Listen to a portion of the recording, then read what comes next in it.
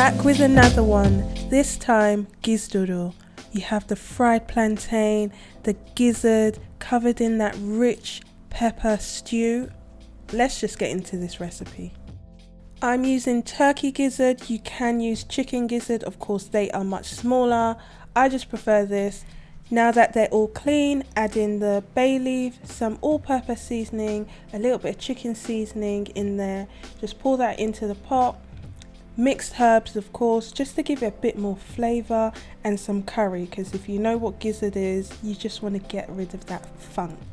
I'm pouring enough water in there just to make sure while it's boiling I don't have to keep checking up on it in case it's dried up or anything. Once the seasoning is well mixed, just leave that to cook until the gizzard is tender. Let's move on to the stew.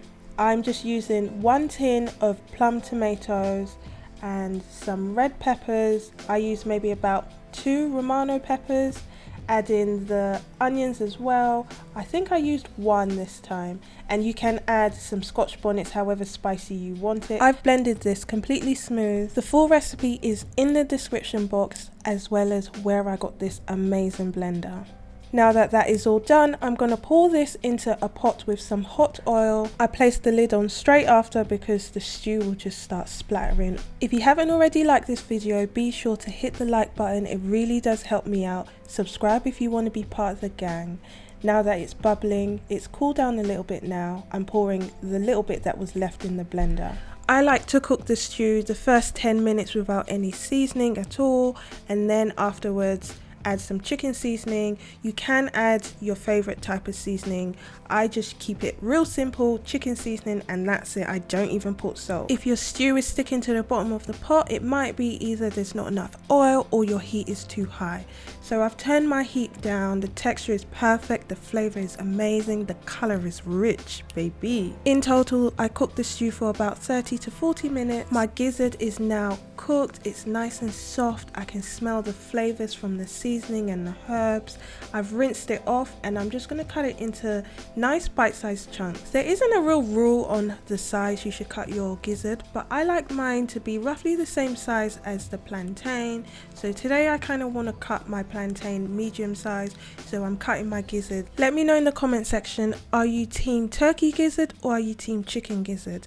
I'm team turkey gizzard. Why? I might be house girl that'll be cleaning that chicken gizzard. It's so small, there's so much work to it. Anyways, once your favorite house girl has finished cleaning that chicken gizzard and it's all cooked and chopped up, I will pour this all into a bowl and just lightly fry it. Mainly because, again, we don't fight our food here. We don't fight. So once it's nice and just golden on the outside, just like this, then it is good. It might look like, oh, they're a bit too soft, but trust me, you do not want to be fighting in the middle of enjoyment. Now that that is all done, I'm pouring the stew that we made earlier onto the gizzard. If you are one of those people and you fried your gizzard too hard, don't worry. If you pour the stew in and leave it for a few minutes, it will start to soften that hard gizzard that you fried and you didn't listen before.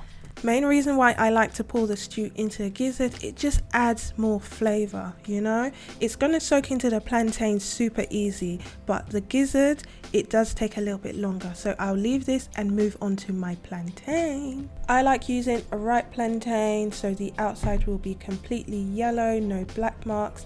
But of course, go for whatever plantain you prefer, the softer, the sweeter. I'm cutting the plantain roughly the same size as the gizzard, just so that everything all balance, you know. Once you have cut all your plantain, I like to just make sure they are well separated, because sometimes they don't cut completely. So just make sure that they all are separated, well, most of it, and then give that a good fry. I don't really need to show you how to fry plantain. They are nice and golden. I'm pouring the gizzards with the stew. You can tell that the gizzard has been soaking up that stew. Try not to pour any oil that's at the bottom into the gizzard. That's not what we want. Add a bit more stew, of course. Just make sure it's nice and rich and give this a nice stir. Some people will continue to cook their GIZDODO, but because my plantain still came out slightly soft, I'm not trying to make GIZDODO mash, hence why I soaked my gizzard into the stew. If you like to add peppers, spring onions into your GIZDODO, you can do it at this point. For me, GIZDODO means gizzard, dodo and stew, so I don't want to see any of that in my GIZDODO. I'm just going to pour maybe a bit more stew, give it a light stir, making sure the gizzard is spread evenly into the plantain. It needs a little bit more stew, so I am pouring just a few spoonfuls of stew. The plantain will soak up a little bit more of the stew, so I like to put a little bit extra. But enough talking, let's just plate this up, baby. I love me some GIZDODO. I love it with some rice, jollof rice, fried rice, or on its own. Look how beautiful that is. The GIZDODO to plantain ratio is perfect. We're not doing hide and seek here. Coated in that classic Nigerian stew. Of course, everyone's version is different. This is how I do it. Now enjoyment be this one. You get. Remember, the full ingredients are in the description box. If you have any questions, let me know in the comment sections. I will always answer your questions. If you have any ideas on what recipes you want to see next, let me know. I'm also on IG. I share even more recipes on there. I'll be back either Monday or Thursday with an African or Asian recipe. Catch you next time.